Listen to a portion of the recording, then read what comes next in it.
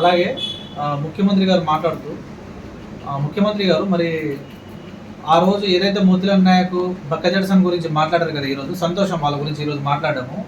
మరి బడుగు బలహీన వర్గాలే దీక్షలు చేస్తున్నారు అది ఇది అంటున్నారు కదా, మరి మీరు కూడా పోయినసారి ఓట్ల కోసం మరి మా దగ్గరికి వచ్చి కూడా మాతో రాజకీయం చేశారు కదా, 6 నెలలు 3 నెలలు బుక్కులు అన్ని పక్కన పెట్టేసి రండి మనం వెళ్దాము, మనం అంతా ఊర్లో తిరిగేసి కాంగ్రెస్ పార్టీని అధికారం తీసుకొద్దాము, మీకు ఏది కావాలంటే అది మేము మొత్తం ఉద్యోగాల విషయంలో మీకు గ్రూప్ 2 అయినా గ్రూప్ 3 అయినా గ్రూప్ 1 అన్ని పెంచేసి మేము ఇస్తామని చెప్పారు కదా, అందుకే మేము అడుగుతున్నాం ఈ క్యాలెండర్ తర్వాత తెచ్చుకో. ఇప్పుడు ఈ ఉన్న ఉద్యోగాలలో మాకు ఎన్నో అన్న పోస్టులు పెంచేసి మాకు డిసెంబర్ నవంబర్లో అదే షెడ్యూల్ పెట్టండి, ఎగ్జామ్ డిసెంబర్లో గ్రూప్ 2 పెట్టండి, గ్రూప్ 1 అదే డేట్ ఉండండి. మేము అడిగేది ఏంటి, గ్రూప్ 1 ఒకటి 1:100 చేయండి. జీవో 155 నుంచి 29 తెచ్చారు కాబట్టి 29 అనుబంధ జీవో తీసుకొచ్చి కోర్టు అయితే నీకు జీవో తేవడం వల్ల నీకు కోర్టు ఎగ్జామ్ అయితే రద్దు చేయమని చెప్పలేదు. ఎందుకు చెప్పలేదంటే ఆ ఇష్యూ లేదు, ఎందుకంటే నువ్వు అనుబంధ జీవో ఇచ్చుకుంటే దానికి సరిపోతుంది. ఇంకొక విషయం, చదువు రాదు అది రాదు అనేది అనకండి అండి. ఇక్కడ అశోక్ నగర్లో ఇన్స్టిట్యూట్లు ఏ ఒక్కరు కూడా ఎవరు కోర్టులు సంపాదించుకోలేదు, ఎవరు చేయలేదు. మరి అట్లా అనుకుంటే ఇన్స్టిట్యూట్లో అధికారం అంటే మీ రియా సారే ముందు వస్తారు.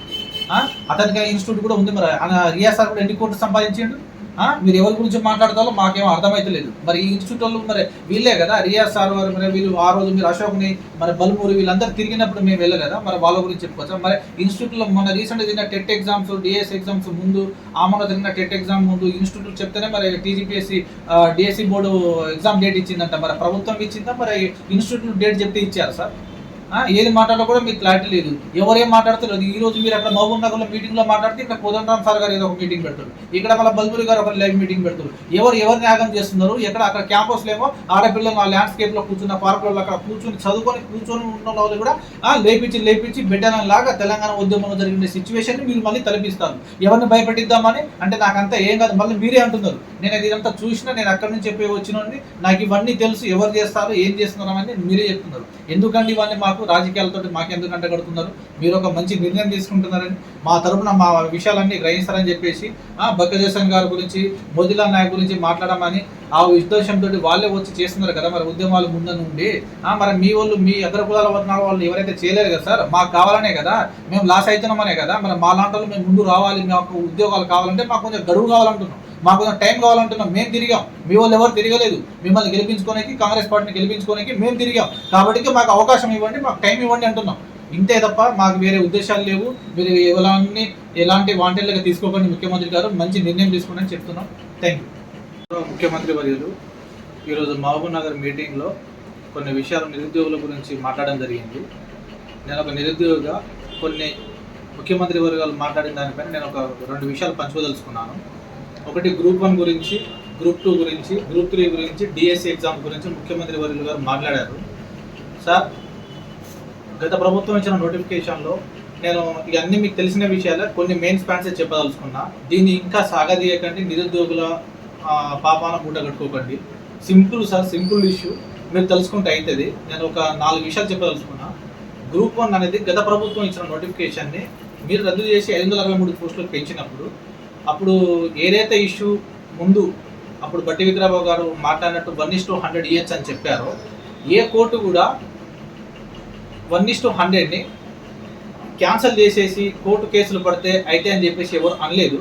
కానీ మీరు జీవో నెంబర్ 55 నుంచి జీవో నెంబర్ 29 తీసుకొచ్చిండ్రు. ఎవరి లబ్ధి కోసము, ఎవరికి పోస్టులు కట్టబెట్టడానికి ఉద్దేశంతో జీవో 29 తీసుకొచ్చారు. ఆ జీవో 29ని మళ్ళీ ఇంకో అనుబంధ జీవోగా తీసుకొచ్చి మీరు పోస్టులు పెంచుకోవడానికి అవకాశం ఉంటుంది. 1:100 విషయంలో కూడా కోర్టు కూడా జడ్జిమెంట్ ఇచ్చింది, ఇంకొక అనుబంధ జీవో ఇచ్చుకొని కూడా చేయొచ్చని. కానీ నోటిఫికేషన్ రద్దు చేయాలని చెప్పేసి ఎక్కడ కోర్టు చెప్పలేదు. ఎందుకంటే మీరు 1:100, 1:50 అనే రేషియో అనేది మీరు అనుబంధ జీవో ఇచ్చినప్పుడు ప్రభుత్వం డిసైడ్ చేసుకున్నప్పుడు దానికి ఏ కోర్టులు కూడా మీకు అడ్డం చెప్పవు.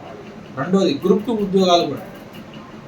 ఉద్యోగాలు కూడా మీరు గత ప్రభుత్వం మీద ఇచ్చిన నోటిఫికేషన్లో కూడా మీరు ఆ రోజు ఏదైతే మన బస్సు యాత్ర ఏ పార్టీ చెప్పిందని బస్సు యాత్ర చేయమని ఈరోజు ఇన్స్టిట్యూట్ వాళ్ళు వాడుకుంటారా అని చెప్పేసి అన్నారు. ఏ ఇన్స్టిట్యూట్ వాళ్ళు వాడుకుంటారు, ఏ ఇన్స్టిట్యూట్ మమ్మల్ని వాడుకొని మమ్మల్ని ఇది చేసుకుంటారు, ఎవరు వాడుకోలేదు సార్. మీ కాంగ్రెస్ ప్రభుత్వమే ఎవరైతే వచ్చారో మా దగ్గరికి ఇదే బల్మూరు, ఇదే రియాజ్, ఇదే ఆకుదుర్పూర్లు, ఇదే కోదండరామ్ సార్ వచ్చేసి త్యాగరాయ నుంచి జ్ఞాన సభల మీటింగ్లో పెట్టేసి ఇన్స్టిట్యూట్లు తిరిగేసి మనం మా వెనకాల రండి, మనం వెళ్దాము, మనం తిరుగుదాము, కాంగ్రెస్ ప్రభుత్వాన్ని అధికారం తీసుకొచ్చి చేద్దాము, ఇప్పుడున్న నోటిఫికేషన్లు అనుబంధ నోటిఫికేషన్లుగా కొన్ని పోస్టులు పెంచేసి మీకు లబ్ధి చేకూర్చే విధంగా మన పిల్లలకు కొన్ని ఉద్యోగాలు వచ్చే విధంగా మనం చేసుకుందాము, మనం తిరుగుదామని అంటే కదా మీ పార్టీ వాళ్ళు వచ్చి మమ్మల్ని వెనకాల మా వెంటల పడి మేము వెళ్ళి తిరుగుతేనే కదా మేము తిరిగాం స్వతహాగా. ఈరోజు నేను ఒక్కనే వీడియో పెట్టొచ్చని కాదు, నేను మాట్లాడడానికి ఒక రీజన్ ఉంది. ఎందుకంటే మీరు ఈరోజు మాట్లాడిన మాటలు మొత్తము నిరుద్యోగుల్ని మొత్తం మంట కలిసే విధంగా వాళ్ళ కోపాన్ని, వాళ్ళ దేశాన్ని మళ్ళీ మీరు రోడ్డు మీద విడిచే విధంగా మీరు మాట్లాడారు సార్. ఇది కరెక్ట్ కాదు.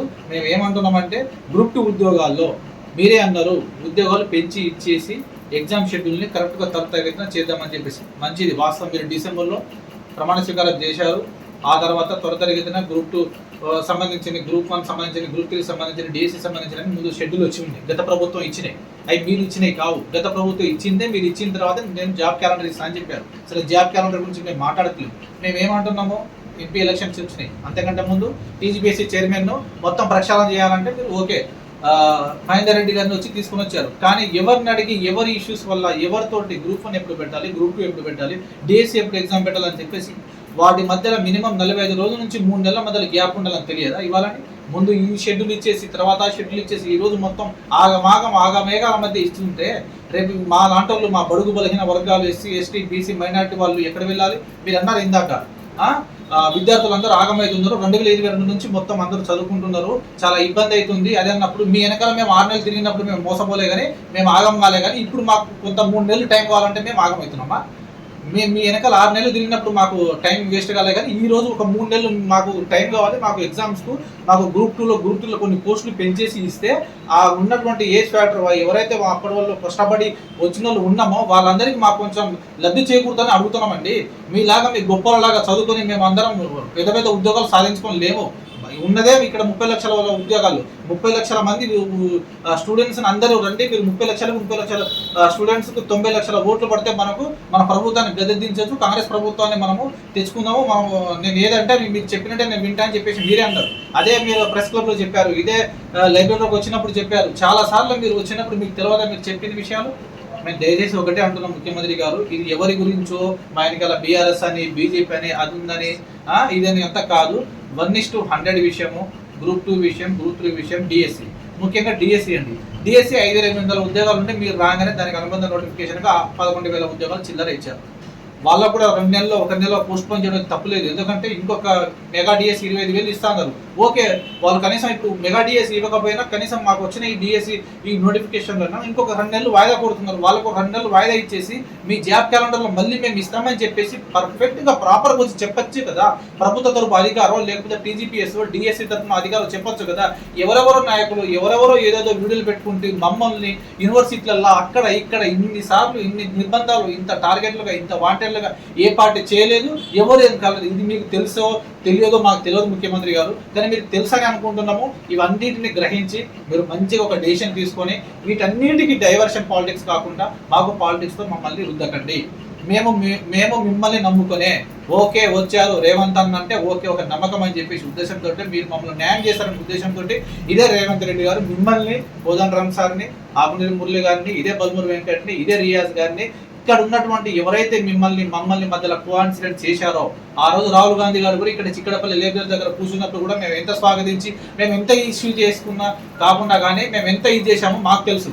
అది మీకు లేరు ఇక్కడ. మీరు ఆ రోజు వేరే పార్టీ కార్యక్రమం ఉన్నారు. మేము ఇనిషియేట్ తీసుకున్నాం సార్, మేము తీసుకున్నాం ఇనిషియేట్. మేము అడుగుతున్నాము, మా తరఫున మేము అడుగుతున్నాము. ఏం అడుగుతున్నాము? ఒక గ్రూప్ 1, ఒక గ్రూప్ 2, ఒక గ్రూప్ 3 ఈ డిఎస్సి గురించి, ఈ 4 నోటిఫికేషన్ల గురించి మీరు మేము అడిగినట్టు అన్ని డిమాండ్లకు మేము ఒప్పుకుంటున్నామంటే మీరు ఒప్పుకోవాలని లేదు రూల్. కానీ గ్రూప్ 1, గ్రూప్ 2, గ్రూప్ 3 అనేది న్యాయబద్ధమైంది, చట్టబద్ధమైంది. డిఎస్సి కూడా చట్టబద్ధమైంది, న్యాయబద్ధమైంది. ఎవరో పోతున్నారు ముందు నేను వెళ్ళిపోతున్నా వాళ్ళ కోసం నేను ఇదంతా త్వరితగతి నేను ఎమ్మటే ఫిల్అప్ చేస్తా అంటే బడుగు బలహీన వర్గాలకు ఇవ్వని ఉద్యోగాలు ఎవరికో ఇవ్వడానికి ఉద్యోగాల కోసం తొందర అంటే మేము వెనకాల పడి మేము మీ పార్టీ కోసం మేము కష్టపడి మేము వెనకాల తిరిగి మిమ్మల్ని గెలిపించుకోనికి మాకు ప్రాబ్లం ఉంటుంది.